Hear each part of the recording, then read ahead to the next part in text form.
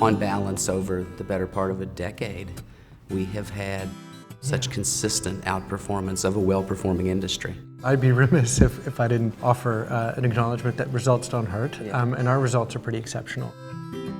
We have such a vast variety of products available, from bourbon to tequila to flavored whiskey. We took Jack Daniel's Tennessee Honey into the marketplace, and then there became the appeal for us of entering with something that was cinnamon flavored, and that's what Jack Daniel's Tennessee Fire capitalized on and launched this spring, and so far so good. It's bringing in people who otherwise liked the Jack Daniel's trademark but were not fans of drinking straight American whiskey. So they found a way to engage with the Jack Daniel's trademark that they previously hadn't, and that's exactly what these line extensions should do.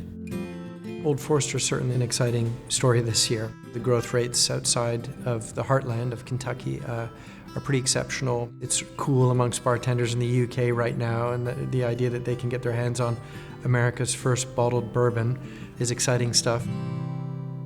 If Woodford were owned by someone else, we would think, oh, that crafty competitor. Look at them with their pricing and that great, presentation. You might say we were pioneers along with a few other small batch brands at the time that have helped to create some of the interest in ultra premium bourbon. I'm asked a lot about what makes the place so different. It's got the passion of our people behind it, which is a set of magic ingredients that have allowed Brown-Forman to thrive. Brown-Forman's employees are creative, innovative, they're diverse in their makeup, diverse in their thinking, diverse in their way to solve problems and get to the same place, which is to make great brands for the consuming public. I think diversity is a hallmark, really, of the last sort of 20 to 25 years of Brown-Forman, and I expect it to be a foundation for the next 20 years, too. It takes a few years to make a single bottle of whiskey, and so when we invest in staves or in cooperages, it certainly it's an optimistic expression to the future, because they're investments that won't land on the shelf, so to speak, for another 4 or 5 years.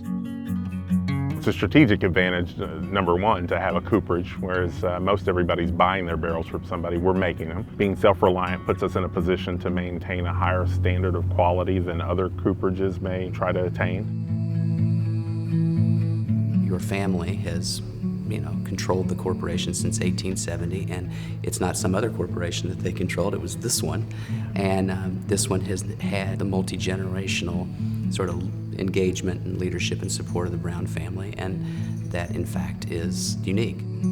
There's a lot of people here that have family that work here. In fact, most people do. My grandfather was in charge of making all the whiskey for 30 years. You can almost see people now that take so much pride in their job as if there's an anticipation of passing down the quality of work that they do to their next generation. Chris knows what he's doing, I guarantee that.